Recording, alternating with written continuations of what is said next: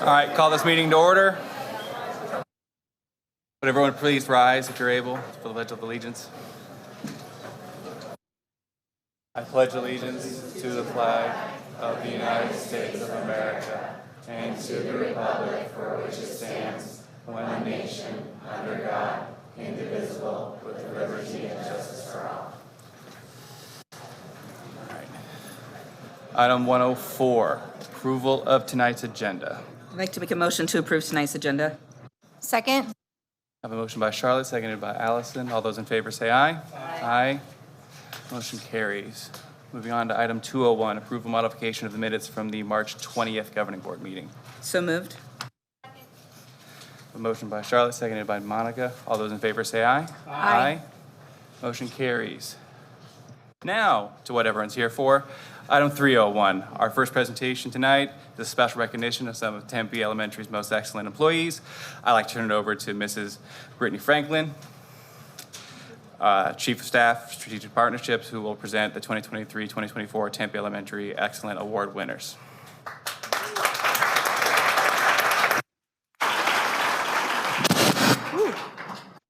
Thank you, Mr. President, members of the board. Before I begin, can we just get a big round of applause to our ward chamber orchestra who crushed it?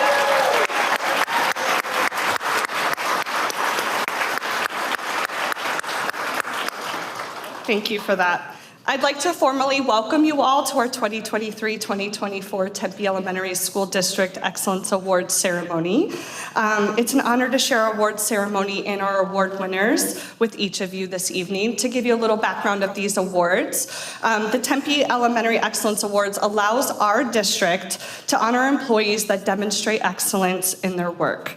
This year's awards encompass one award winner from each Tempe Elementary School District school and district office locations. So in total, we have 26 Excellence Award winners. These individuals were nominated and selected by their peers, and they were selected for being the epitome of our district theme this year, Believe. We will begin the celebration by showcasing a video of each of our award winners. Upon the completion of the video, I'll then present an award to each one by one, and then they're going to prepare for a group photo. So just hang in there with us while we do that. With that, we'll begin with our video so you can meet all of these amazing individuals who work with us. If you have young children or know young children that watch Bluey, it's about the length of 2 Bluey episodes. So hang in there. We have snacks, get comfy, enjoy, because we have some really amazing employees.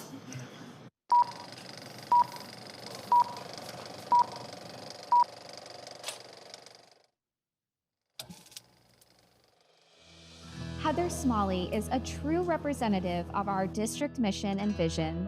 She embodies the theme of Believe every day, on and off campus. She shows empathy, respect, and compassion to all of her students, fellow staff members, and community members of Aguilar Elementary. She is always willing to share her expertise with her colleagues and provide outstanding opportunities so that her students meet and exceed their personal goals. Heather believes in providing authentic learning opportunities and is a role model to all her fellow teachers and interns who work with her in her classroom.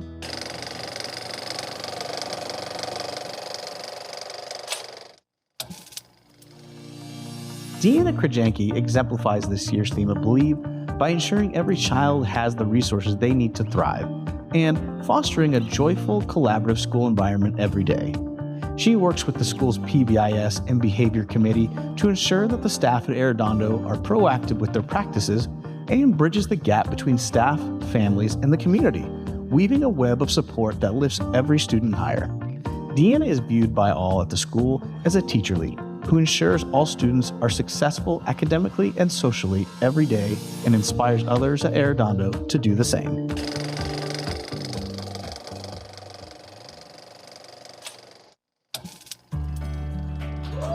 Alice Colby teaches her students to believe in themselves, convincing them that they have the power to conquer any challenge.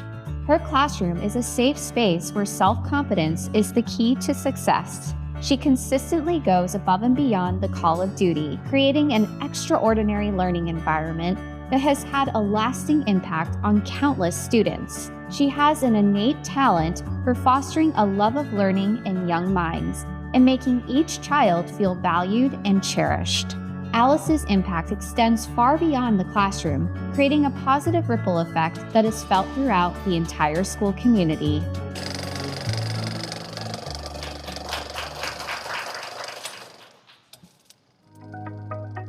All of Mickey Simovich's characteristics embody what it means to believe. He has worked at the Brogan Center Transportation Garage as a fleet mechanic for 25 years. In that time, he has helped enrich the lives of everyone. He is never too busy to stop and lend a helping hand and exemplifies compassion for others. His dedication and care for others within our community is why he is perfect for this award.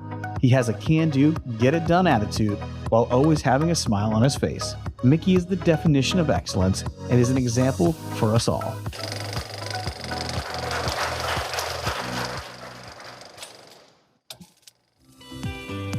Leslie Cornell Felix is a star.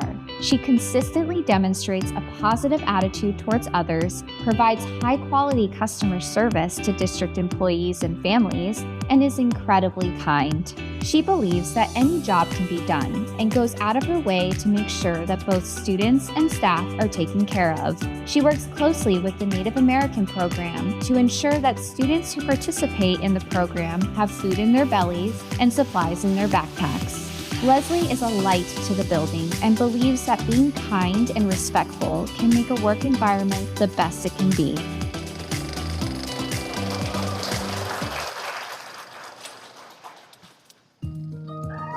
Sally Bees is an indispensable member of our educational community, serving as a literacy coach at Carminati Elementary. Her impact extends far beyond the classroom, influencing both students and teachers alike.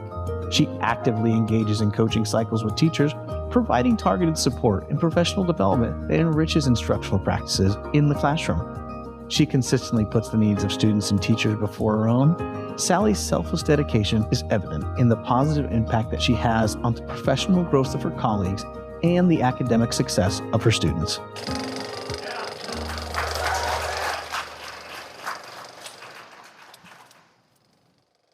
Pat Radke embodies our district theme of believe in many ways. She invests herself in every aspect of teaching, from preparing and delivering high-quality social studies lessons for her Aspire students to sponsoring numerous after-school enrichment clubs. She has an incredible sense of fun and excitement in her lesson planning and delivery. Her social studies lessons are always full of games and simulations to capture her students' passion for learning and provide them with meaningful real-world experiences. Pat has committed herself to helping our students become the learners they are capable of being, with a love of learning and a dedication to do their very best at everything they attempt in life.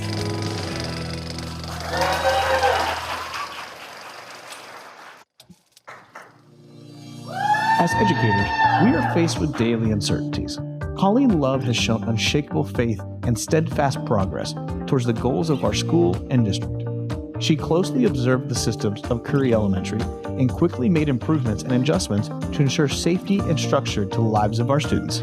Even in moments of uncertainty, she allows the people around her to come back to our belief in education.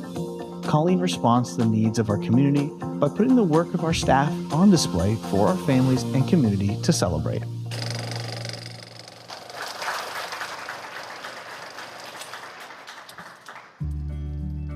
Monica Salazar is on top of everything in the front office at Fees College Preparatory Middle School. She supports staff, faculty, and students and believes that everyone has the potential to be great. She is able to fix any issue, keep student information private, and provides excellent direction to anyone that needs help. Her communication is efficient, clear, and concise, and she is able to balance a number of projects while also balancing additional job responsibilities. Monica is extremely knowledgeable and is a leader that deserves to be celebrated.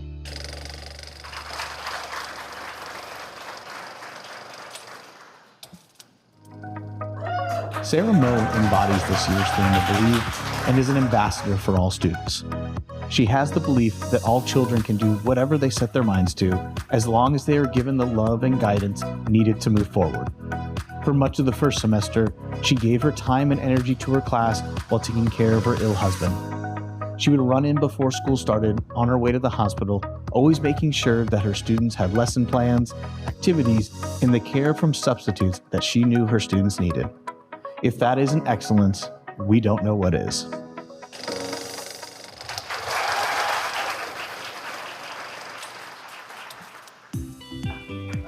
Wendy Sosha embodies the theme of believe in that she believes that every student can learn and be successful.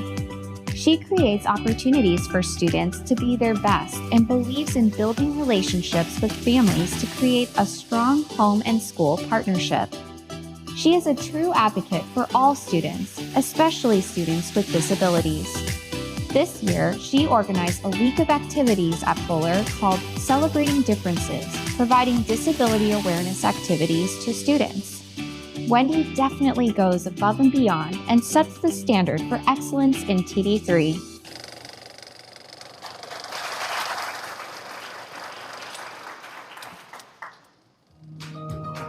Maggie Lawrence believes in all children and their ability to succeed in life. In her Tigers classroom, she has created an environment that challenges students' cognitive abilities, supports their IEP goals, and encourages their social and emotional growth. She has also changed the mindset and teaching of her colleagues. She has mentored and supported her colleagues in developmental practices, helping them set high expectations and create learning experiences that they didn't see possible for their students. Maggie empowers families to see the potential in their children and embodies excellence by inspiring everyone she touches.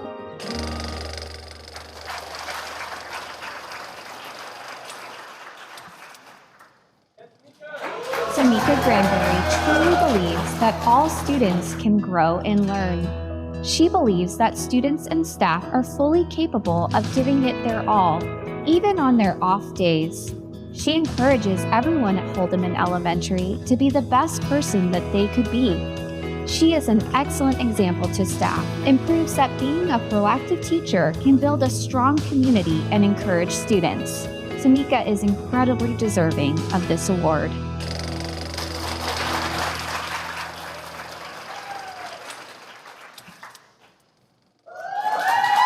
Nicole Boyd took on a huge responsibility as the school office manager in October at McCamey Academy.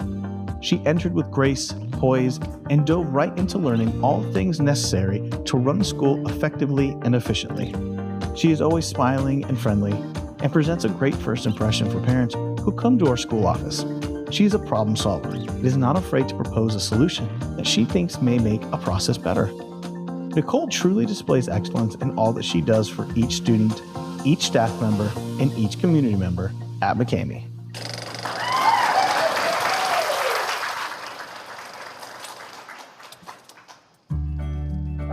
Tina Burnham embodies the theme of believe in many ways. It begins with her core value of unbridled enthusiasm for her students' success.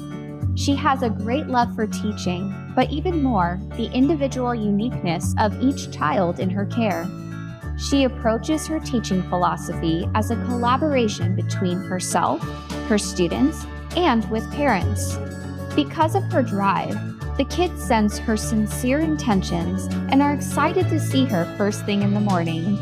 Tina's lessons are carefully prepared, very purposeful, and presented in a captivating fashion that captures the students' undivided attention and imagination.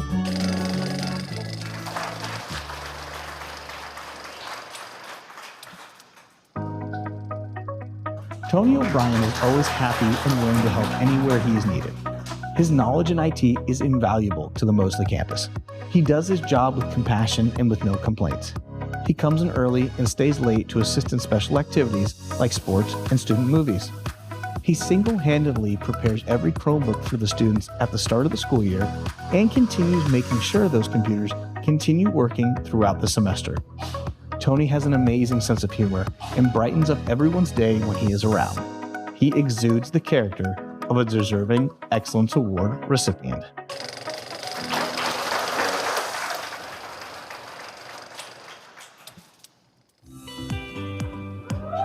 Elizabeth Gregg consistently leads and empowers her coworkers and students. She builds students' confidence and makes them believe that they can accomplish any goal. She is extremely optimistic and hardworking, making staff members joyful to be in her presence. Elizabeth's hard work and positive attitude pays off, and she is a perfect example of an Excellence Award winner.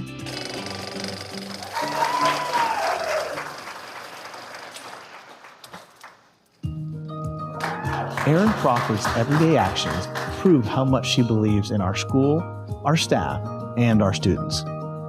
She is an excellent music teacher, inspiring students to give their best effort at all times. The many performances that students participate in throughout the year is proof of her hard work and ability to ensure all kids shine. She goes above and beyond annually by conducting auditions, rehearsals, and performances that result in high-quality musicals. The shows that she and her team put on year after year are magical. Erin has been a gift to us and always has the best interest of our school and everyone involved.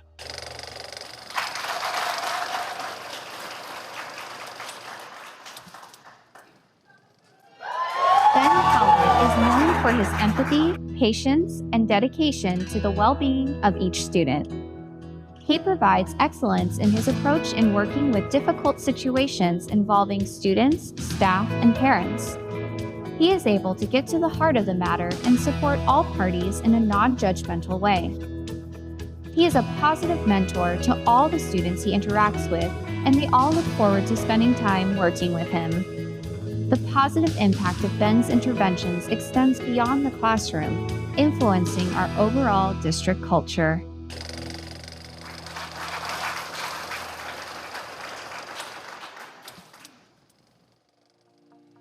Ashley Corbett believes in doing whatever it takes to ensure the students at Scales receive the best education possible. Since day one, she has jumped right in and helped wherever she is needed. Her relationships with students and staff have had a positive impact on our school community. Every day, she is collaborating with grade level teams by helping them create lesson plans. These are just a few examples of Ashley doing whatever it takes to ensure our students receive the best education possible.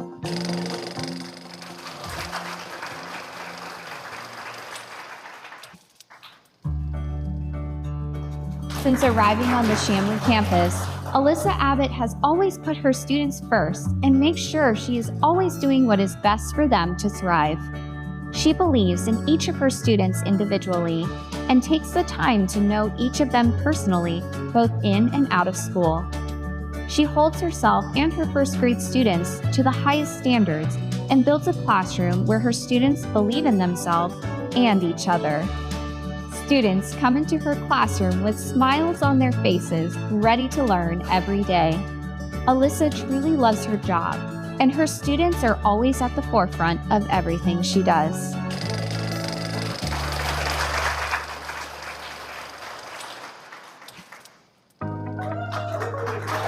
Marisa Harding embodies the Believe theme with her move to the library this school year. Marisa took on the job as our school librarian, believing that she had the ability and desire to start a new direction in her career. She worked closely with our retiring librarian, learning the many tasks that keep our library running. This year, she has brought a fresh, more updated approach to what a library can be for students. Marisa is now sharing her fabulous instruction with the entire school. We are very lucky to have such an excellent librarian like Marisa in our building.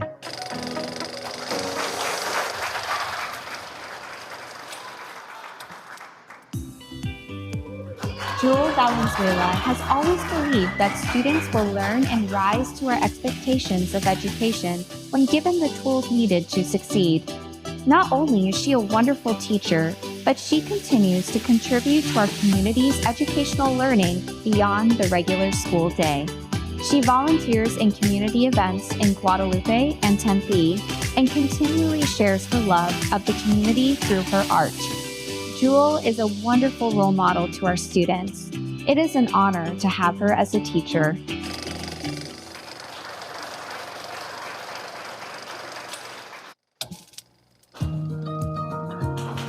Valerie Spadil is someone to look up to because of her passion and dedication she has for teaching.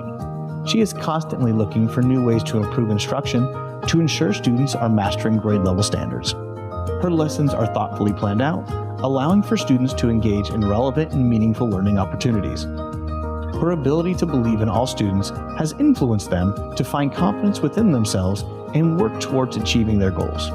Her selflessness and willingness to help all students is what makes Valerie an Exceptional Excellence Award winner.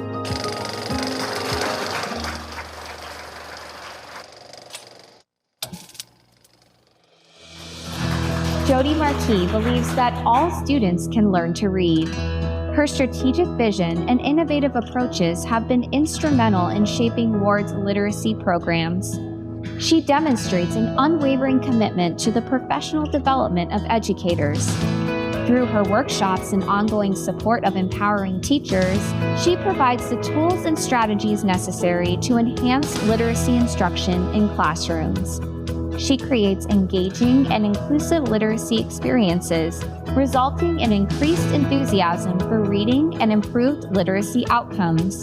Jody's passion for literacy has not only enriched the lives of our students, but has also elevated the standard of literacy instruction across our school community.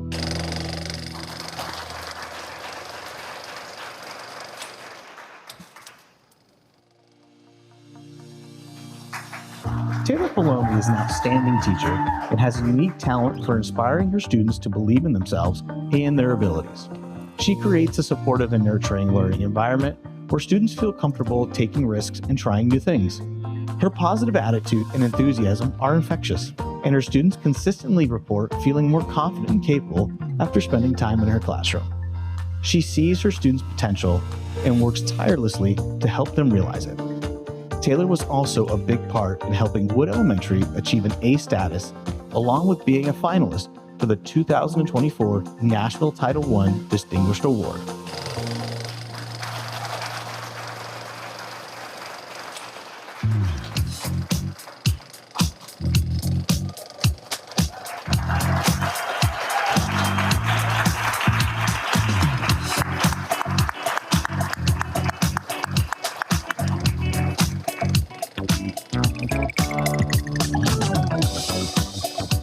Now we get to meet these amazing people in person, so I'm super excited. Before we proceed, I would like to invite our superintendent, Dr. James Driscoll, to join me, please.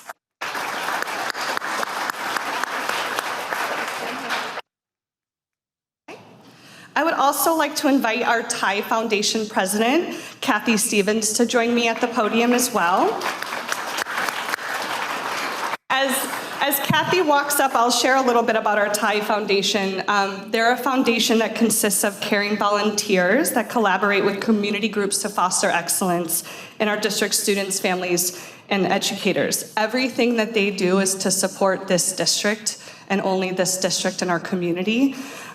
They provide our children with free clothing, school supplies, food, dental services, backpacks, hygiene items, medical services, whatever our families or kids need, they step up and support our kids. And they also provide staff scholarships for continued education, and they support school fund requests for programs or projects that support our kids and our employees. So this is like the best part ever because I've been keeping a secret, and the secret is Kathy's here because every winner is gonna get a $100 gift card.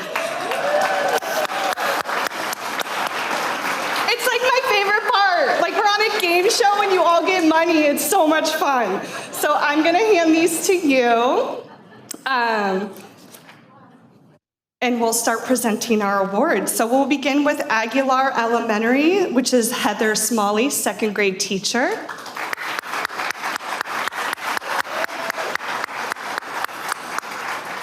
As Heather's coming up, you can come on up. We'll give you your awards just so the winners know, and then Gabby will have you guys go in place for our group photo. So come on up, you can get your award, you can get your amazing $100 gift card, and then we'll have you go right on over and Gabby will tell you where to stand. So be patient with us, and then we'll get a group photo at the end. Next up, I'll invite Deanna Krajinski from Arredondo, which I will, before you applause, I don't think she's here this evening. Okay, she's in Michigan, hopefully having the best time ever. And we'll give her her gift card and her award later, I promise. If anyone's here from Arredondo, we'll take care of her. Next, from Broadmoor, we have Alice Kilby, kindergarten teacher.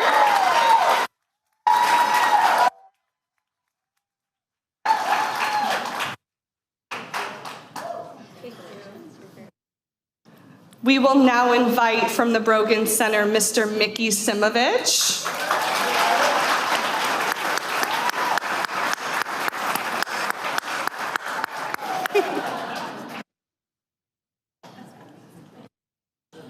From Bustos Professional Learning Center, we have Leslie Cornell Phoenix, who was also unfortunately unable to join us this evening. But then now I'll also invite up from Carminati Elementary, Sally Beatty Zuniga, please, literacy coach. Any way you want to go, we'll make this work, I promise. From Connolly Middle School, can Pat Radke, Aspire social studies teacher, please join us?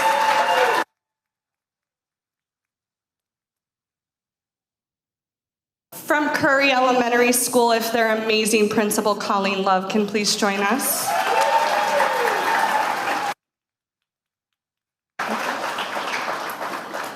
From Fees College Preparatory Middle School, Monica Salazar, office manager, please join us.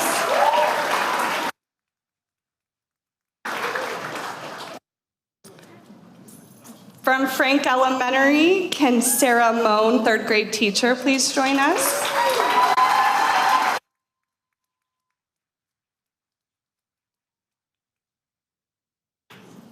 From Fuller Elementary, Wendy Socha, resource teacher.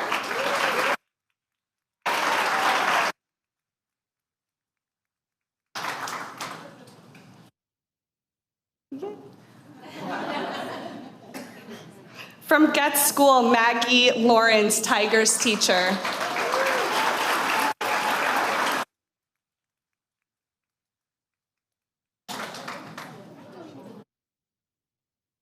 From Holdeman Elementary, we have Tamika Granberry, fifth grade teacher.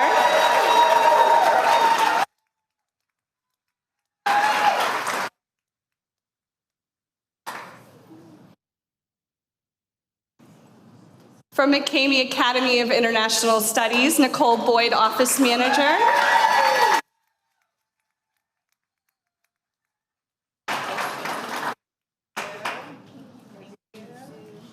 From Meyer Montessori, Tina Burnham, lower elementary teacher.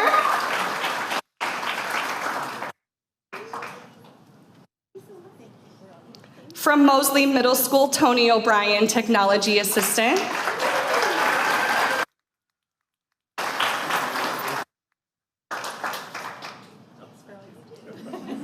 From Nevitt Elementary, Elizabeth Gregg, fourth grade teacher.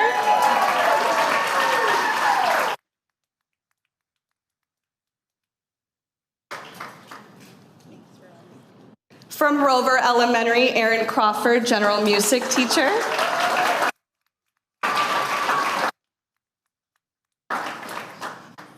From the Sanchez Administration Building, we have Ben Calvert, behavioral intervention teacher. Sorry, Ben's not here tonight, but he's closing on a house, so that's a win. Okay. From Scales Technology Academy, we have Ashley Corbett, instructional coach.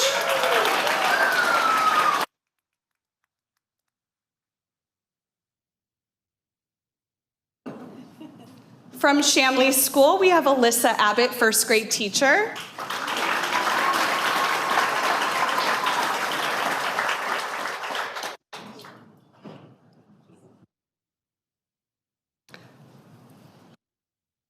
We have Ashley Corbett.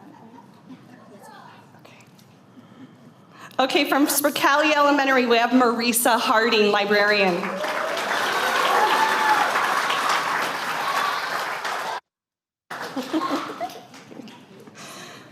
From Tempe Elementary Online Academy, we have Jewel Valenzuela, second, third grade teacher.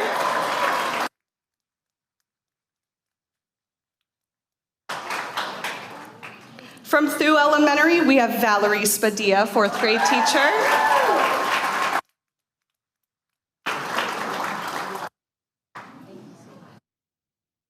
From Ward Traditional Academy, we have Jody Marquis, literacy coach.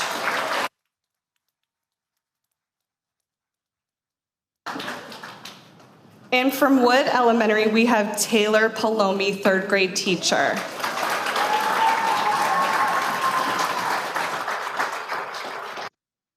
Okay, congratulations again to all of our winners. We're gonna take a quick second to get a group photo. Hey, IT, if you have music that we can play during this time, that would be amazing. You do not want me to sing.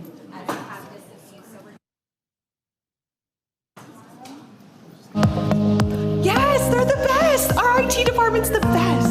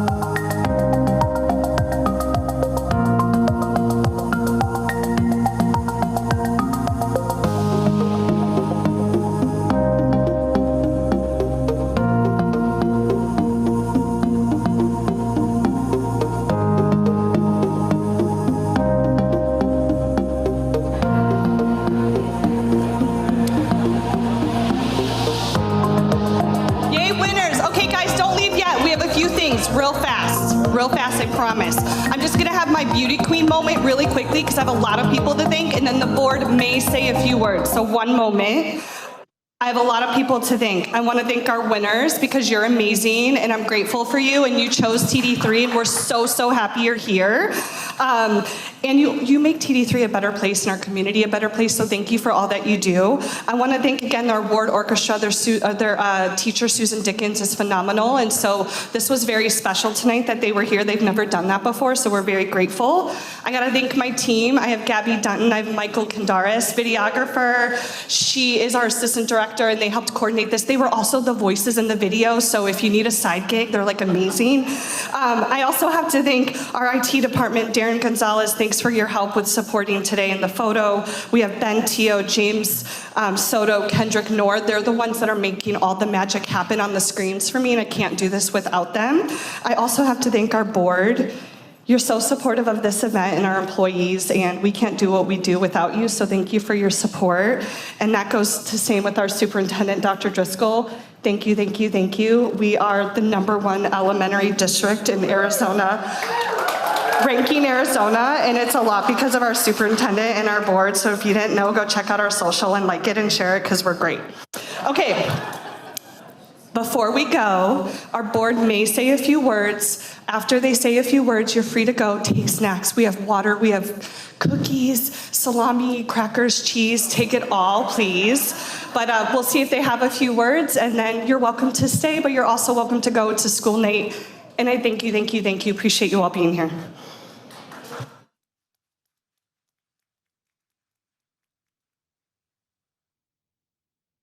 Thank you, Mr. President. Thank you all for coming to our school board meeting. I'm so excited that you're here to stay with us tonight. We're going to have an invigorating next session on this tonight, so please stay by.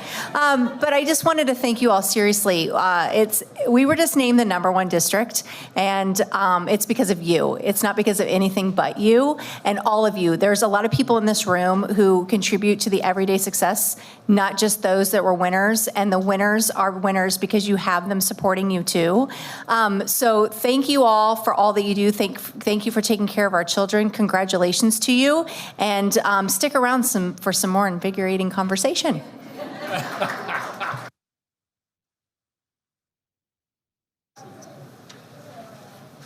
Well, it was great to see the video so I could actually see what you did in those classrooms. It's just fantastic. And, you know, I've been seeing a lot of years on this board. I hope to continue and help with the kids and from that standpoint. So, but it's you people that make the difference. We don't pay you very much. We don't give you much time off. Well, maybe superintendent does, but I don't. So I just appreciate everything you do for our kids here in Tempe Elementary and the schools and the sites, and I've seen a difference in the last couple of years, and I appreciate what you're doing and the hard work. Thank you so very much.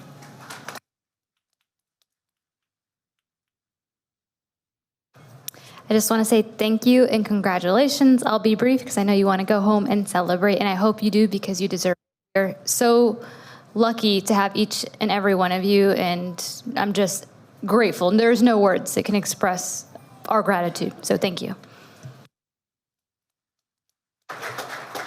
My favorite part about tonight is the potpourri of different jobs that are represented. It just, to me, shows how much every single one of you contribute to the education of every single child.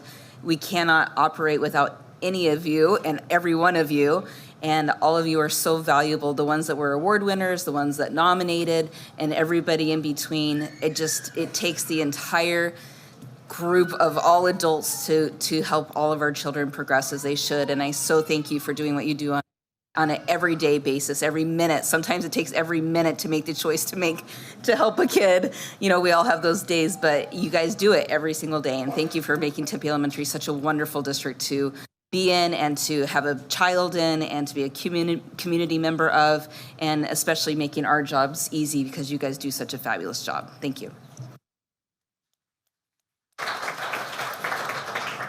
I'll just very briefly say we're all in the business of trying to better the lives of kids, and you're obviously a representative of the best of that. And so I just want to thank you, and since I'm the guy with the gavel, I release you. So thank you again.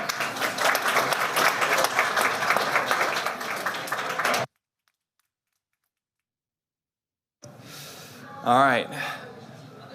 As the folks have now left, and it's just us chickens, item 302, presentation. Cindy. Technology refresh update. Certainly, yes. Thank you, Mr. President, members of the board, Dr. Driscoll. Tempe Elementary is very fortunate to have the capital override funding. A portion of these funds are used for network infrastructure, and those include things like access points, our phone system, and our servers. Another portion of these funds is used for software licensing and agreements that we have, such as Synergy, our Destiny system, which is our library system, and our web filter. But this evening, I just upgraded you to a doctor, Darren. Dr. Darren Gonzalez, Mr. Darren Gonzalez, will update you on a portion of the capital override funding that directly supports our classrooms, our teachers, and our students. Dr. Gonzalez. All right, good evening, Mr. President, members of the board, Superintendent Driscoll. So as Cindy introduced, I'm taking you through kind of an update on where we are with the state of our technology, specifically those that are in the classroom that our teachers use, our students use. So it really directly affects the instruction within the room. So from there are those can be categorized in 4 different spaces. So we have student computers, we're going to talk about the classroom displays, teacher computers, and then the printers and copiers. So for our student computers, back in 2014, we began our one-to-one initiative to provide access for every single student in our district from kindergarten all the way up to our 8th graders. And so those came in the form of these nice little Chromebooks. We are now in the next phase of refreshing these devices. These come with a expiration date from Google, and so when we purchased these in 2014 and subsequent, they have a date where they no longer receive updates. So we are going through and updating them so that they continue to receive the security updates they need. And then just especially with COVID, we lost a lot of devices due to damage and whatnot. So we've already completed phase 1 and 2, which would be our schools that first receive the one-to-one updates in their elementary. So that's the schools you see out there: Aguilar, Rover, Carminati, Ward, Frank Arredondo, Chamblee, Furlong, Spercali. We finished those over the summer of 2023. We have phase 3 coming up. So these are the schools that the next year after receive their Chromebooks for one-to-one with students. And so Broadmoor, Thew, Wood, and Scales will be completing and refreshing this summer. And then phase 4 will be Curry, Hold'em, and Nevitt. They were our final schools that we finished in February of 2020 in terms of getting their Chromebooks. And so now, by that point, those Chromebooks will need to be replaced. They'll be at the end of their AUE date, which is Google's update policy. And so at the end of those phase 4, everybody will be on these nice Dell ones that are nice 2-in-1 touchscreen devices that don't have an expiration date until 2031. So we've got a number of years before we need to worry or have to consider a refresh update again. For our middle school students, they were the start of our one-to-one refresh. They receive a computer at the start of their 6th grade, and if they take care of their Chromebook through 6th grade, 7th grade, and 8th grade, they're able to purchase it for $30 at the end of the year.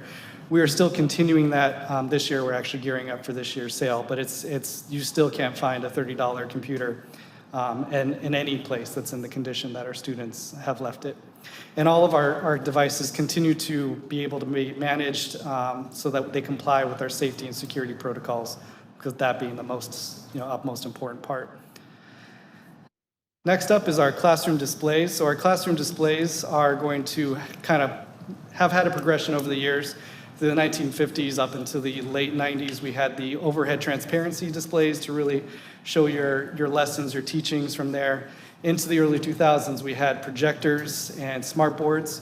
The smart boards, projectors, those have kind of found their way on the way out, especially projectors. They're no longer making bulbs for those, so we're no longer able to service maintenance those. So the current industry standard that we've moved everybody to is called an interactive flat panel. And so think of that as your large 75-inch screen, but it also has a touchscreen element to it and speakers built into it, and then a full computer component built into it. So it really gives you a whole new way to display your lessons, your teachings during that class time. So for our schools at Hold'em, Scales, Thew, Aguilar, Ward, Spercali, Fuller, McCamey, Mosley, and Broadmoor, we've already completed this update at those schools, so they have these interactive flat panels. We just completed Chamblee over spring break, so they are our latest school that just received these new updates. And all these schools have received trainings and everything. About 3 hours ago, I finished the training with the digital innovation team over at Chamblee. They received part 2 of their training on these boards, how to better utilize them. We kind of took their thoughts and ideas after they've used it for a week to see how we can continue to support them, continue to grow them with them. Then we have further advanced trainings planned for them throughout the rest of this year and then the start of next year. We're going to continue to update our schools at Arredondo, Frank, Nevitt, Wood. They still have short throw projectors that use the mercury-based bulbs that we're no longer able to source. So those will be completed within the next 2 years over our fall and spring breaks. And then the IFPs are going to be part of our standard with any new build. So Mosley was an example of those, same for McCamey, that they received those IFPs. And the nice things about these computer-based display technologies is that we can manage them all from one interface, so keep them updated, and that way they comply with our safety and security protocols as well. Next up, we have our teacher computers. So this is just the teaching or certified group. This is going to be separate from any of our classified administrative groups, including your own computers you see in front of you. That refresh update happened in 2021. So our teacher group, we kind of flipped, so we're not doing everybody all at once, just so we have the capacity to help everybody from a training perspective, support perspective. We currently are utilizing MacBook computers, but we are suggesting a shift to a new device based on the fact that we need to be able to manage our devices so that they comply with safety and security protocols that have been updated significantly over the years due to cybersecurity concerns from our trust and from there. We want to improve our user experience in multiple ways. The ones we're suggesting moving to have fewer failure points. We don't have to use these dongles anymore to connect them to a display or anything. Everything is built into the display. In terms of ports, connections, everything's in there. And it also increases the instructional delivery opportunities. These are 2-in-1 devices, so they fold into a tablet mode. They have a full touchscreen, which our MacBooks do not. And then they have stylus input. So they can do a whole lot more coupled with our display technologies and this that we haven't ever been able to do before. So there's new opportunities and options available for teachers through there. In terms of the implementation that we're suggesting, it would start first with just our incoming new teachers at the start of this 2024 school year. Like I mentioned, these new computers would have a touchscreen. They have built-in stylus, all kinds of new instructional materials, applications. They have a lot of ability to connect with more Internet of Things items. So for example, at FEES, we have science teachers that just purchased brand new microscopes that are supposed to connect to a computer to show on the screens. Doesn't work with the MacBooks, unfortunately. However, it does work with Windows perfectly fine. And so they're looking forward to being able to utilize their technologies to really further expand what they can do and show the students there. And of course, with this, there comes small in-person training with one-to-one with our digital innovation team, small groups, to get them used to the new interface. Thankfully, 100% of our core instructional technologies are all web-based, so everything is going to be through the Chrome browser. So there's not much of a change in terms of what the teachers would access. Everything will still look the same between them. So there's going to be a nice transition for our teachers that are returning as well, that are still using our MacBook devices, may have been training with those and using them for a while. We're going to transition them throughout the first and second quarters, kind of a one-by-one basis where we provide training with them. We provide support in terms of migrating their files that may be computer-based over to the new computer platform, and with the goal of having that done before we get into our winter break. And then lastly, copiers and printers, one of the most important ones, because if a printer goes down, that's usually the first phone call I get. And so we've been continuing to upgrade those as needed at all of our sites. We are currently replacing all of our end-of-life large copiers, and what makes something end-of-life is either there are no longer parts available to repair it, and that's the case for a lot of our current copiers, or they receive or have over 5 million click counts, so 5 million copies have made it through the machine. That's the other kind of qualification to be an end-of-life product. And then we also have smaller desktop printers that are kind of stationed in different areas of classrooms that are accessible to multiple classroom areas. We have replacements for those. As those start to die out, we can have those traded out and changed immediately, usually within the same day or 48 hours with our printer group within there. So those are all on hand and ready to go if needed. So that's a kind of a summation of our technologies within the classroom that our students use, our teachers use. So if you have questions, concerns, please go ahead and let me know.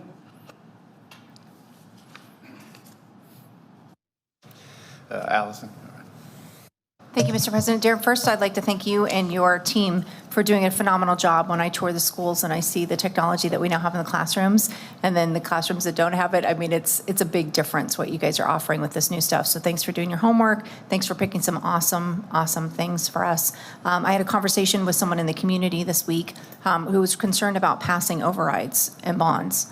And this is exactly why I asked him to watch the meeting, so I'm hoping if he watches it, you're going to see that at a state level, we are not funded at the level that we need to stay up with technology. And if you're wondering why kids aren't ready or as competitive against other nations, I think Darren's doing the best job he can to make that happen. And the community's doing a great job by supporting us to do that. So thank you for making that come full circle. One question I have for you is the cost of printing cartridges and materials. How is the new equipment going to help us with that? And how do we do that? Do we refill cartridges? Do we have a service that does that? I mean, as a small business owner, I know it's one of my largest expenses I have. So that's what I was wondering. Is it improving on that level with the new items for printers, copiers? Yeah, so with the copiers, those are all internet connected devices, so they're able to tell when they're getting low, and they send out an automatic alert to our printer servicer, and they send out the toner as it's supposed to get low, so it's ready to go for a quick trade out. So we have, that 1% or less downtime of a printer, because no teacher wants to walk in, make their copies, they've got class coming in about 15 minutes and see that it's out of toner, and then panic ensues. That's not what we want our teachers to have to start out the day with, and that's not how we want to support our students. So it's on an automatic system that sends out those printer toners, cartridges, refreshes automatically. Those are then recycled through our system. And luckily with laser printers, those are much cheaper than your typical ink or household printers that people typically have. And so generally those don't tend to have as much of a high cost as people would think of when it comes to printers and inkjets from there. Well, thank you for all you're doing, and thank your team. Yeah. Thank you, Mr. President. Jim. Thank you. You answered my question. All the printers are networked together. So if one of them goes down, a teacher could go to a different one. Mm-hmm. Thank you. Yep.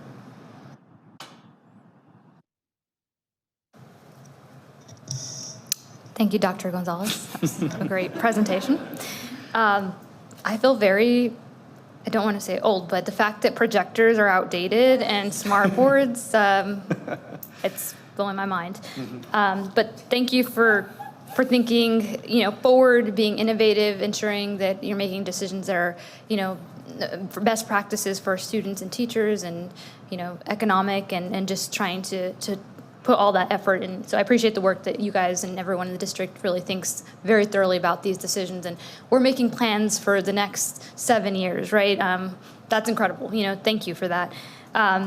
In terms of the transition from MacBook to the Dell, I know it's very controversial with some people, like, I'm a PC, I'm a Mac. And so I don't know how the teachers have felt about that. Are certain features still available, like AirPlay or, things like that, gonna be convenient for the teachers still with the features that Mac has? Correct. So the Windows, and this will be the ASUS platform, just for the public record, all the features that a MacBook has, these can do plus more. So with our interactive flat panels, those can operate as their own computer by itself. So for instance, at our Shamley School, most teachers now aren't even connecting their MacBook to it, because they can show their Google Slides, they can show their whiteboard presentations, interact with everything completely without that. So then that frees them to utilize their device for their small group rotations, so that they can really do more with what they're planning out for the lessons. With having a 2-in-1, they're able to, like I say, with a small group, they can show, they can write, they can utilize the students who have been on touchscreen devices since 2016. They have that same functionality that our students have had for quite a while now. So it really puts them on par and then above what they currently have with their clamshell MacBooks in there.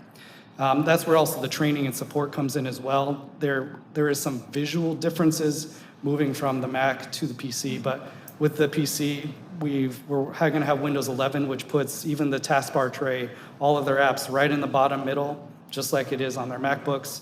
We're going to have guides. We're going to have one-to-one help if needed. We have TSAs, which are technology support assistants, at every single school that are trained and ready to help those people at their site every day, any time of the day they need it, along with our digital innovation group, and then my team that supports all of the back-end parts from there.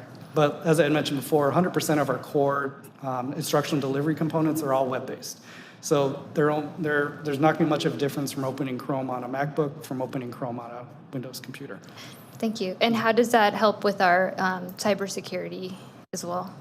So every generation there's going to be more applications to allow us to secure our network, make sure our student data is all secure. So it's just adds new tools, new functionality that allows us to make it even a stronger part. We have our new network security officer now, so working in conjunction with him, we're really able to secure and be ready for the continuously evolving threats that are out there.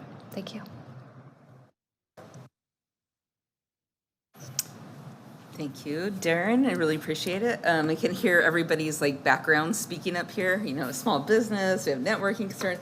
Monica went the same way I did about teacher brain. We're like, oh my gosh, Mac, red flags going up. Don't ask teachers to separate themselves from that. But you answered every question I had about that situation. One thing I've really appreciated about your department is the rollout of new technology. I've heard it when we were talking about the pictographs for security, and you already were thinking about a plan to make it easily accepted by the masses, which I know is always hard.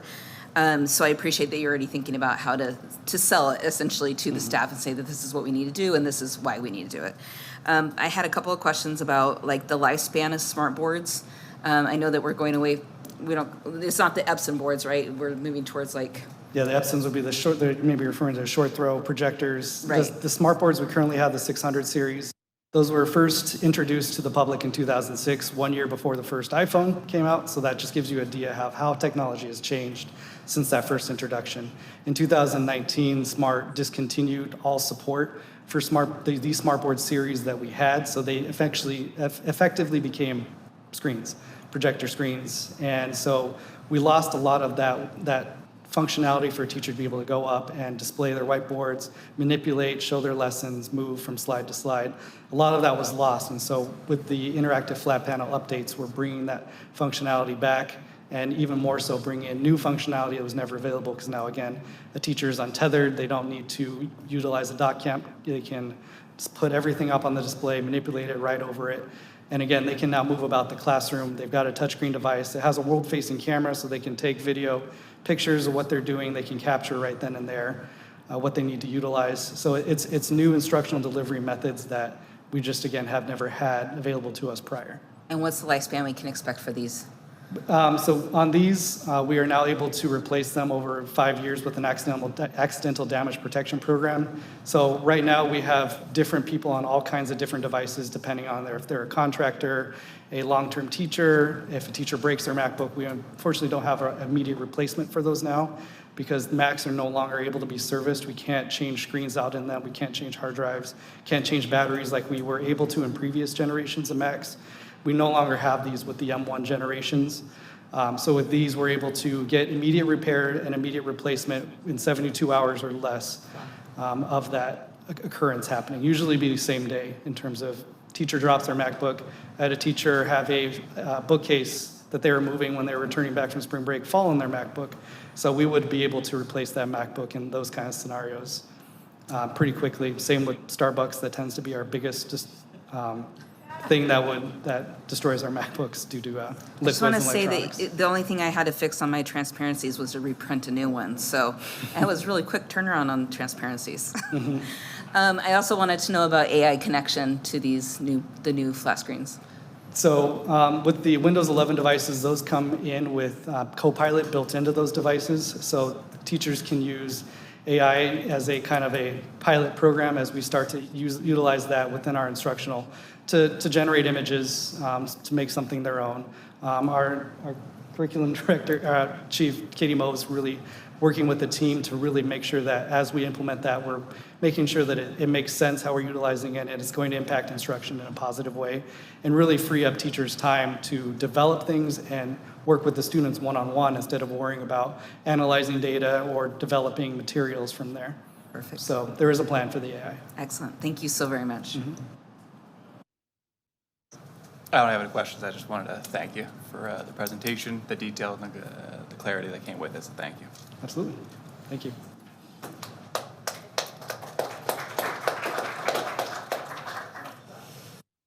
Moving on to 303, presentation, annual comprehensive financial report, single audit report, and USFR compliance questionnaire. Eric Thompson.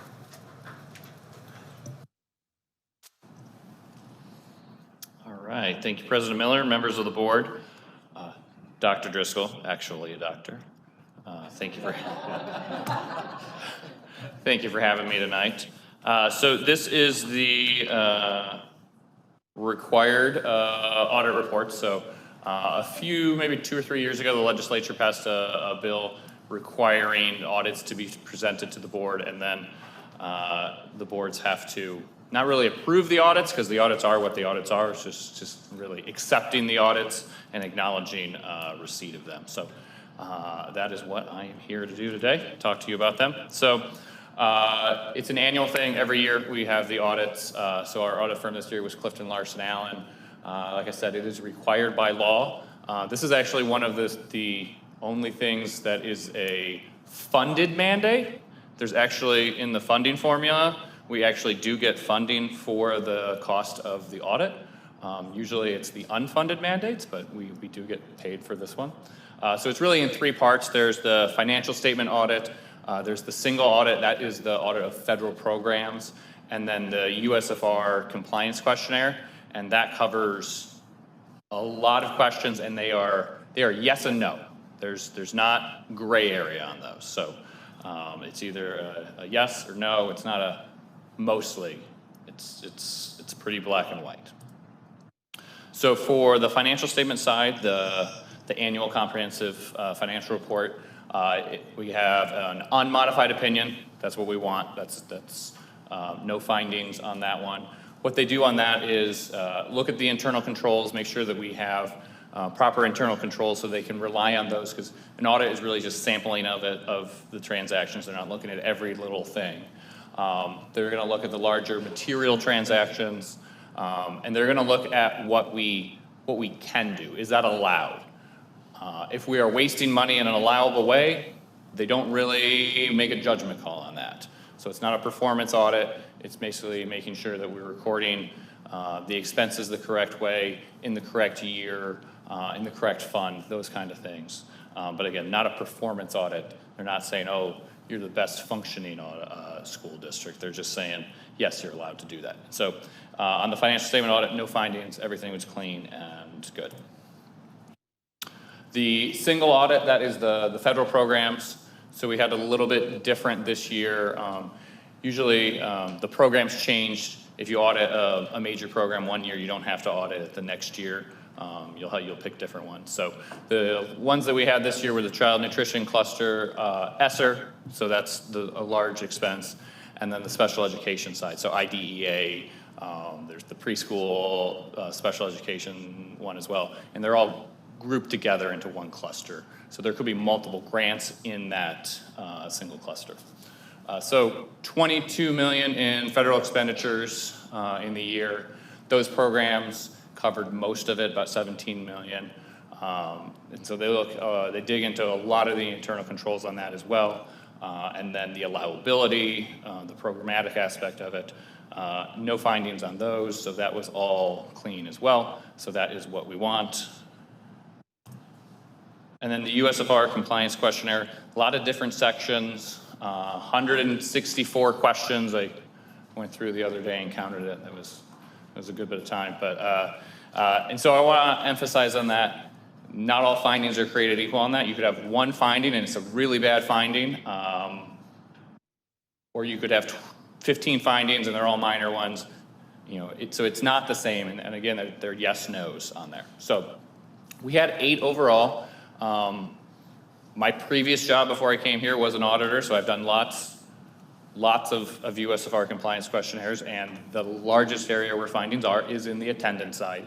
And so I think every school district, that's where they're going to be the findings, and every time for us, that's generally where they are as well. So 6 in the attendance side, those can vary from partial absences were not calculated correctly, so the student came in at 9:24, and then they left at 1:45, and they have to calculate is that a quarter day absence or a half day absence? And so we had some in there that were not right. There was one where we didn't necessarily have documentation of things, like documentation of when the entry date was entered in the system, because the state law says it has to be entered within 5 days. And so sometimes we might not have that documentation on the form, and they have to say no, that we didn't have that. So there's things like that. Property control, if you see all the assets that we have, they have little tags. And so the auditors will go through, make sure that all the tags are on there, and there were a few that were the tags had fallen off, or they were on the wrong spot. So we're working to correct those. And then there was one on the financial reporting. A 6 was put in instead of a 1 on the budget side. So you need to look to see if the budget on the AFR agrees with the most recent budget, and there was a typo in there. So nothing major on that, because the budget was either 1.1 or 1.6 million. We spent 600,000, so there was nowhere close. But we had one in there where it just didn't agree. So again, attendance is that area where most of them are going to happen. So having 6 is probably pretty average for other school districts in Arizona. So in summary, clean financial audit, no issues at all on that. Clean federal single audit, and then the 8 USFR findings, which anything in the single digits is generally pretty good for those USFRs. So if there are any questions, and then for the other thing is there will be the agenda item later on because the legislature requires actually to vote on it rather than just in consent, which most things would be. So that's why there's a second item over there rather than just in consent. So if there's any questions, I'd be happy to help out, or if not. Thank you, Mr. President. Thank you, Mr. Thompson. Great job. I want to make it clear that what you're doing is phenomenal. The community and the United States all wants transparency and they want accountability. And for some reason, they're being given the information that they're not getting it. So I want to tell you how grateful I am when I'm out there talking to others that I can stand behind saying that Tempe Elementary is extremely transparent, we are extremely accountable, and that you do a phenomenal job. I know that you could get a job for about probably 3 to 4 times more than you're making now, and I'm grateful that you're here and staying with us and making sure. The fact that there's no findings on a lot of this stuff is incredible. And as far as attendance, we're all battling that. Every single school district is battling that. And that is something that I will hold the community accountable for, because if we continue to say bad things about public education, it's going to continue to make our jobs harder and encouraging kids to love, embrace it, and want to come to it. So I'm holding part of our community responsible for giving that record or getting that message out. But I also want to thank you for the findings that have been found and how minimal they are. This is not usual. My family has been in education. I have superintendents, I have principals, I have accountants, I have teachers, I have registrars, and this is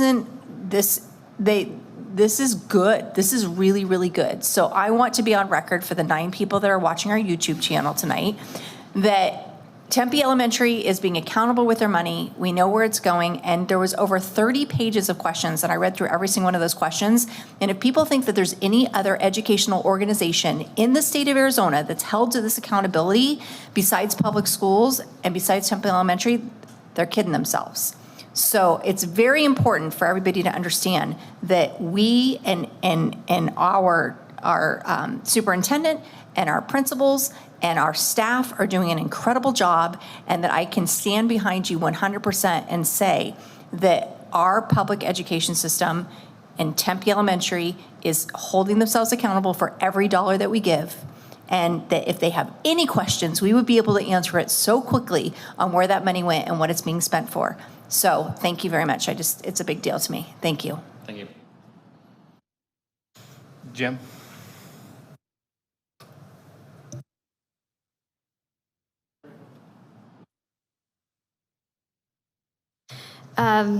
Thank you. Thank you, Eric.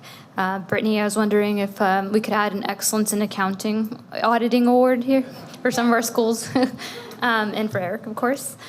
Thank you. Can you explain just again what the one in financial reporting was? I think I understand. So the USFR question is essentially, did the budgeted amounts on the most recent revised budget agree with the budget amounts put in to the AFR?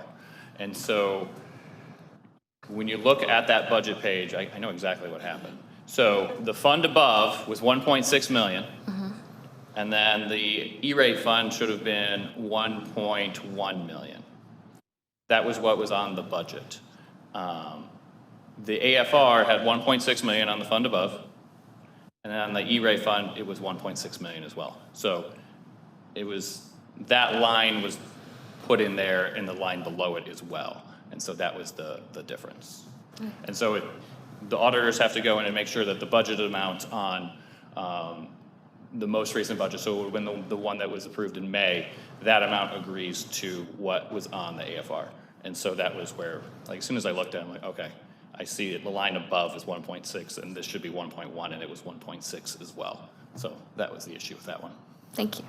I don't know if you're aware of what the status update is, but I do recall the legislature this session was planning to reduce our financial reports and consolidate them.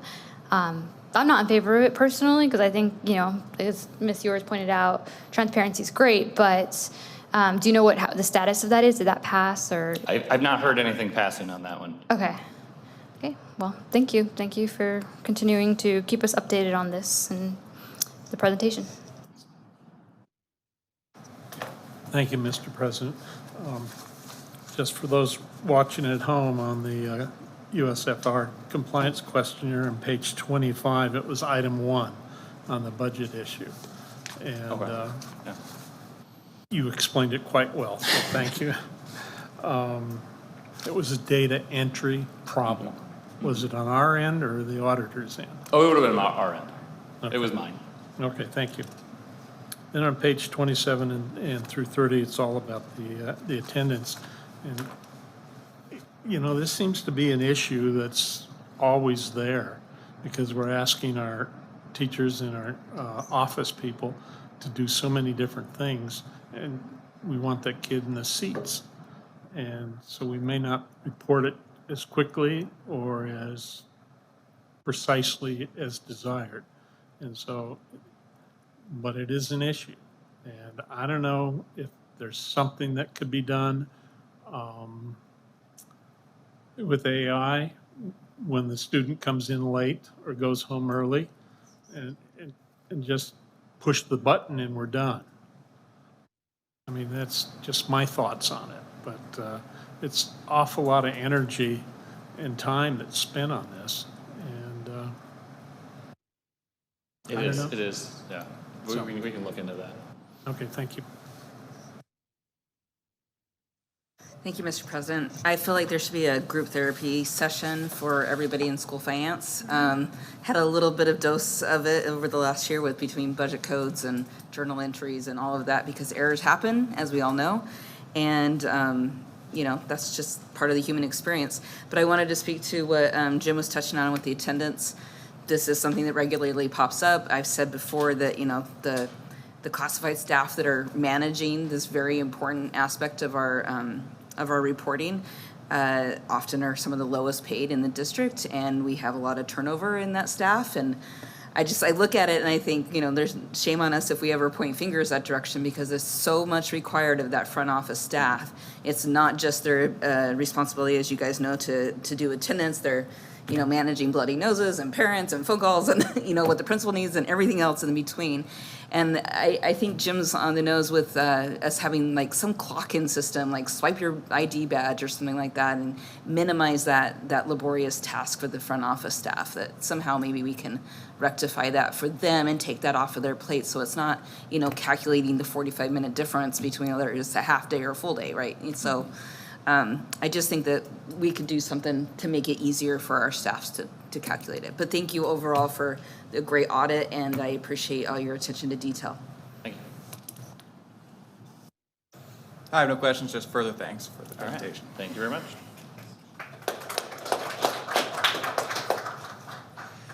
Moving on to 401.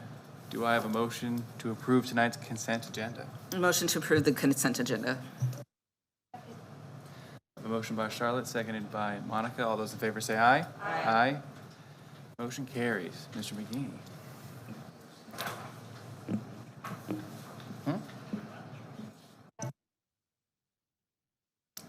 Okay, thank you, Mr. President. Members of the board, Dr. Driscoll. I'd like to highlight an individual that you approved on the personnel summary tonight. Tonight you approved Mr. Dino Puccetti as the next leader of McCamey Academy of International Studies, and I'll share a little bit about his background. Mr. Puccetti brings more than 25 plus years of educational experience with him as he joins the McCamey Academy community. He has served as a principal, assistant principal, dean of students, and classroom teacher. He has earned a master's degree in educational leadership from NAU, as well as a Bachelor of Science in Exercise Science from Arizona State University. Dino has also successfully participated in the IB candidacy process with the primary years program and the middle years program. Those who know Dino best share that he is an exemplary leader when it comes to relationship building with students, staff, and the community. He is thrilled to join the experts already part of the staff with McCamey and build the international global perspectives for all students through the IB program, and we are excited for his leadership in TD3. So congratulations, Mr. Dino Puccetti.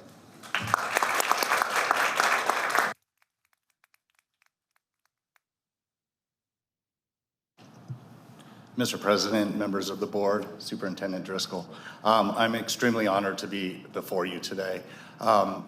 And before I had prepared remarks, but I didn't know what I was walking into today.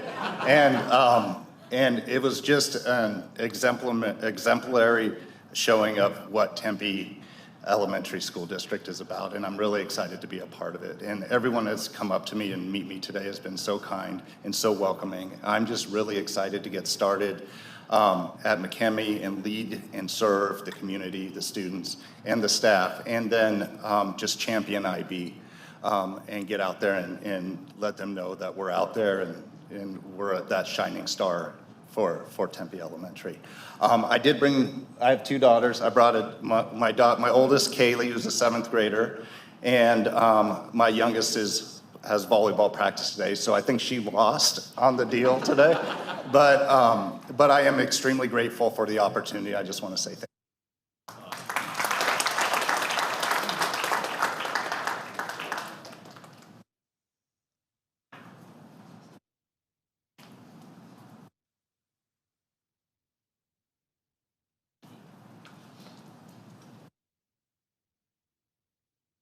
All right, moving on to 501, Celebrate Excellence. Dr. Driscoll. All right.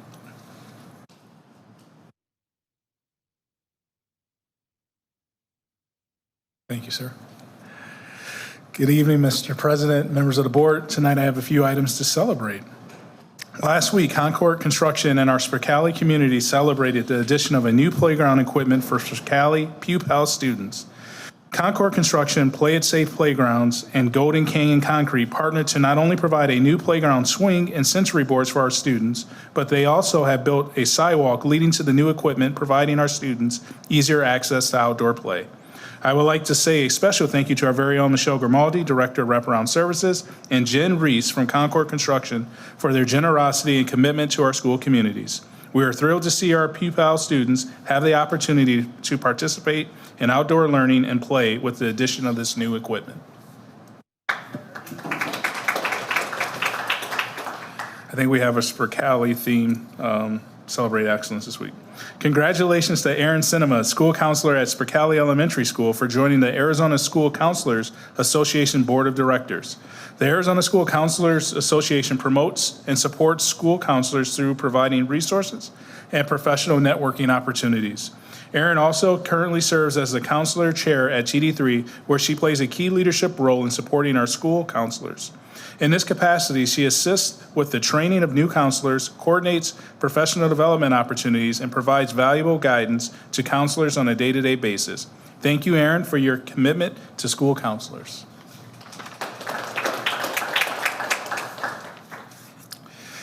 Tempe Elementary School District has been named a top elementary school district by the Arizona largest and most comprehensive business opinion poll, Rank Arizona.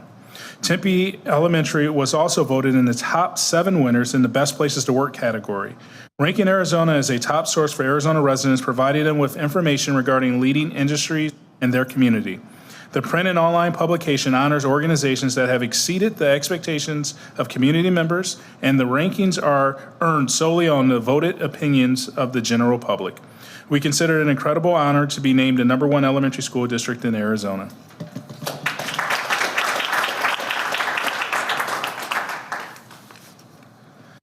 Quality First recently announced that Arredondo Elementary School Tempe pre-program earned 5 stars, which is the highest quality of standard according to the organization. Quality First is a program of First Things First, Arizona's early childhood agency.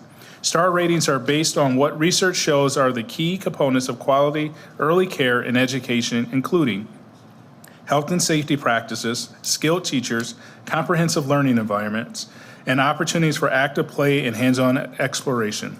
Arredondo's Tempe pre-program has been noted as far exceeding quality standards.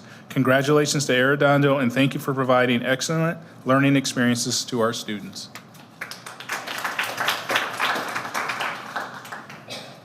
And I also want to say today, the Thai Foundation delivered, I want to say like 700 or 7,000 pounds of food for community members. They spent $18,000 of support that they did for our community. So I wanted to give them a special shout out as well.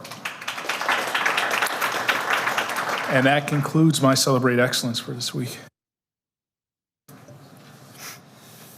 All right, 6:01, call the public. We have no blue cards, so we're skipping right past that to 7:01, discussion, consideration, and possible approval of the Annual Comprehensive Financial Report, USFR Compliance Questionnaire, and Single Audit for the fiscal year end June 2023. Anything else, or do I have a motion? I'd like to make a motion to approve, approval of the Annual Comprehensive Financial Report, USFR Compliance Questionnaire, and Single Audit for fiscal year end 2023 as recommended. Second. A motion by Monica, seconded by Charlotte. All those in favor say aye. Aye. Aye. Motion carries. 8:01, student activity report. Any questions there? 9:01, board information. Allison? Thank you, Mr. President. I have a few things to talk about. One is I'd like to thank Brittany and her team and Michael and Gabby. That was a great event, and you guys did a really good job. As I was watching it, I don't think people understand the amount of work that goes into doing something like that. And that video, one of the videos said January 30th on it. So just so people know how much time it takes to do something at that grade and that level, it's phenomenal, and you guys do a really good job. So thank your team too. Health benefit open enrollment, it's starting to happen. So everybody please, I know people say, oh, I never read my newsletter. I get so much email. Open up the newsletter because you need to read it this month. Make sure that you look over it. Make sure that you check things. Make sure that you make the changes that you want to make. And one thing that's highlighted in the newsletter this month that I want to bring to everyone's attention is it's National Stress Awareness Month. And there's not anybody in this room that doesn't have stress. We're among a high-stress bunch of people, and so I want you guys to make yourselves important, and I also want to remind that every single person who works for us, their families have free counseling for everybody who lives in your home up to the age of 26/28. I don't know what the 20/ means, but maybe it's based on disabilities or something. But anyways, that's a big deal. I know that my family has needed help in the past, and it has not been a given, and we had to find out and go out and find it, and we had to pay a lot for it. And so please, if families need it or you need it, please take advantage of that. It's something that our health board is going to make sure that we support and make sure that it's available to you. Brogan Center on April 12th, 10:30 to 5 o'clock, mammogram time. Woohoo! Get real excited there. And I want to encourage the men to get mammograms this year. The reason I say that is I have a really good friend who was just diagnosed as a man with breast cancer. You guys are not immune to this. So please, ladies, men, and I believe, now tell me if I'm talking out of turn, Mr. McGinney, that if they start to do that stuff and they get their well exam, that they can qualify for a nice drawing for an award for money at the end of the year if they go and do that, right? So it's an incentive to take care of yourself. It's an incentive to win some money. Now, of course, it's taxable, but it's a small amount of taxes. So please, please, please, please just take care of yourself. And the last thing on that particular thing is check your drugs. I know a lot of people are starting to go to the doctors. I know a lot of people went to the doctor while they were on spring break. I know they're going to do it this summer. If you can go generic, please go generic. And if you don't know why, please check out my last video on YouTube that Brittany put up when we were talking in the last school board meeting. With that said, I would like to tell you that today the trust board approved for you all to not have any increases on your health insurance. Now, does that mean that we don't have a health increase on our health insurance? Oh, no. But I'd like to thank Mr. McGinney. I'd like to thank Mr. Thompson for figuring out a way, because this school district and that board is doing everything they can to make sure that you all are provided for the best that we can do it. So if you can help us with costs, again, remember, check and see if you can do generic. If you can't, that's okay. With that said, there is still a free plan free to you, not free to the district. Very important to understand, free to you. There is a low plan. It's still staying at $30. There's a high plan that's still staying at $100. The only thing that's going to be changing as far as you as a employee of the district is that the deductibles went up to $3,200 on the health savings accounts and health savings plans. Reason for that is not us. That is an IRS mandated change that we had to make.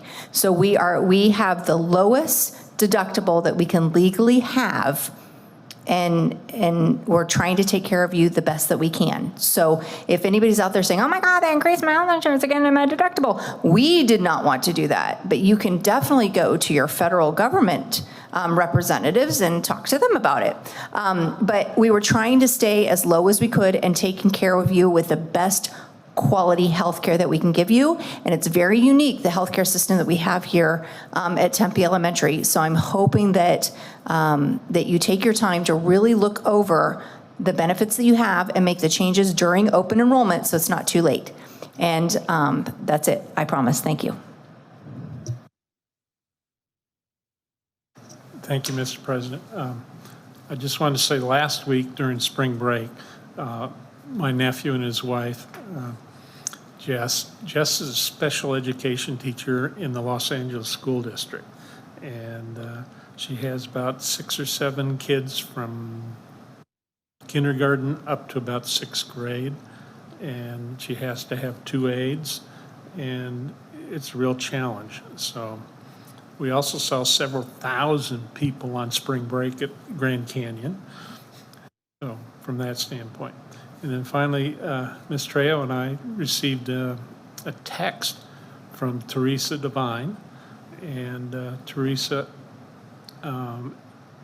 moved with her husband because husbands didn't have a job anymore here in Arizona, and they went to Wisconsin. And so Teresa won her election to the school board.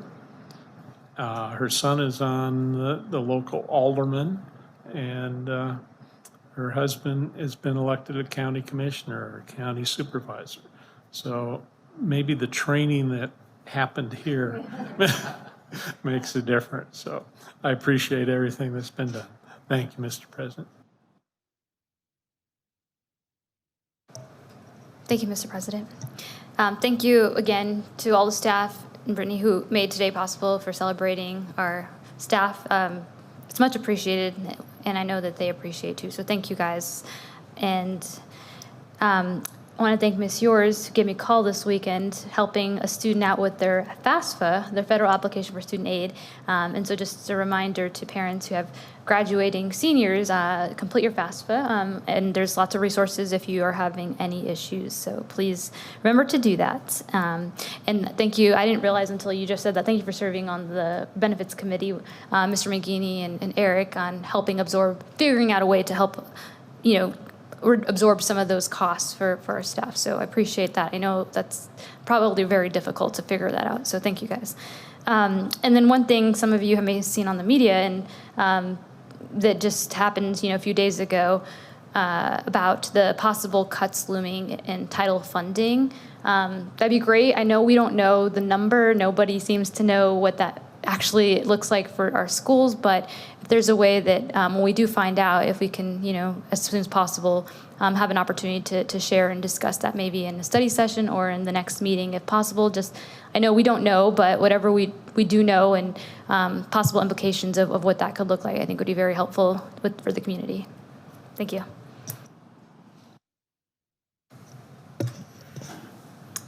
Yesterday, I had the opportunity to be the keynote speaker at the National Junior Honor Society induction ceremony at Ward Traditional Academy. And as we were going through the pillars of scholarship, citizenship, leadership, service, and character, I couldn't help but think that maybe we have some of our future board members sitting on the benches next to us, because those are all the expectations should be the expectations of every board member. And that was a great opportunity for me to share some thoughts I had about those topics. And then I wanted to echo what Ms. Trejo said about having a future study session about title funding. It's going to be a major impact to us, and we think we can have a conversation about it. Thank you. Just with the theme of great teachers in our district. A couple Saturdays ago, I got to go to the Celebration of Accomplished Teaching event, which is an event that recognizes all the teachers in the state of Arizona that accomplished their national board certification. And so we in Tempe had one. Amalia Steele at Arredondo, she's a literacy coach there. I got to meet her and speak with her. She was really great, and it was just a really great event. And so I just want to shout her out. And officially, Amalia Steele, comma, NBCT, that is official, not only in the email signature, but a thing you have to say out loud. And it is a rule. I have the gavel. That is a thing you have to do. So moving on, 10:01, announcements, upcoming events. There'll be an agenda committee meeting on Wednesday, April 10th, 2024 at 11 a.m. The next regularly scheduled governing board meeting will be Wednesday, April 17th, 2024 at 7 p.m. with a study session in the Cara Arredondo Governing Board room, which is this room. The Tempe Diablos Excellence in Education Awards will be Thursday, May 2nd at 2024 at 7:30 p.m. at the Gila River Resorts and Casinos. 11:01, meeting adjournment. Do I have a motion? Second. I have a motion by Monica, seconded by Charlotte. All those in favor say aye. Aye. We are adjourned.